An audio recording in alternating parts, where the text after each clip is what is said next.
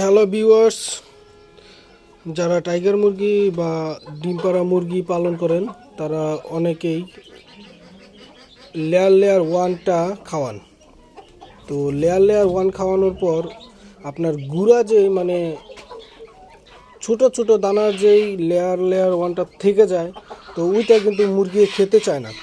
তো তাদের জন্য আমার এই বিশেষ ভিডিওটা। আপনারা এই যে আমি আপনার গুঁড়াগুলা কি করি, তো এই যে আমি আপনার গুঁড়া একসাথে করে আপনার ভাতের মার আছে না, এই যে দেখাইতেছি, এই যে ভাতের মার। তো আমি এটা সংগ্রহ করে রাখি, কারণ আমাদের গরু বাছুর নেই, এই জন্যে ফ্যানটা ফেলেই দেয়। তো আমি এই মুরগির জন্য ফ্যানটা সুন্দর করে রেখে দিই। তারপর আমি এটাকে ইয়ের সাথে মিক্স করি, খাবারের সাথে। তো খাবারের সাথে মিক্স করার পর এটার একটা অন্য রকমের টেস্ট আসে। তখন আপনার এই মুরগিগুলা এটাকে এত ভালোভাবে খায় যা বলার বাইরে।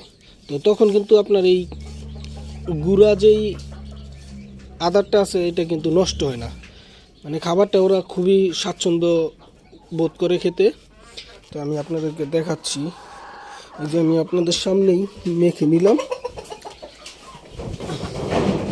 তো এই যে আমি দেখেন খাবারটা দিতেছি, খাবারটা দিতে দেরি দেখবেন ওরা খেতে দেরি করে না। এই যে দেখেন কীভাবে খাইতেছে। যারা এই ছোট খাবারটা কি করবেন, গুঁড়া খাবারটা, তাদের জন্য এই বিশেষ ভিডিওটা। কারণ এতে করে কিন্তু আপনার খাবার সবগুলোই চলে যাইতেছে। যদি এইভাবে আপনি খাবারটা দেন, দেখবেন যে প্রতিদিন দুপুরবেলা দিবেন। এখন তো মোটামুটি শীত আছে, সকালবেলা আপনারা এটা দিয়ে মুরগি ঠান্ডা লাগাবেন না। প্রত্যেক দিন দুপুরবেলা এই খাবারটা দিয়ে দিবেন। রোদ্রের মধ্যে ভিজা খাবারটা খেলে ওদের শরীরটাও ভালো থাকবে, আর আপনার খাবারটাও নষ্ট হবে না। এটা আপনি এই ব্যবহার করে ফেলতে পারতেছেন। ঠিক আছে, এই যে দেখেন কিভাবে খাইতেছে। ঠিক আছে, তো এইভাবে চাইলে আপনারা প্রতিদিন এইভাবে এই খাবারটা দুপুরবেলা ইউজ করতে পারেন। ঠিক আছে, এই যে দেখেন হাতের মধ্যে এসে খাবার খাইতেছে।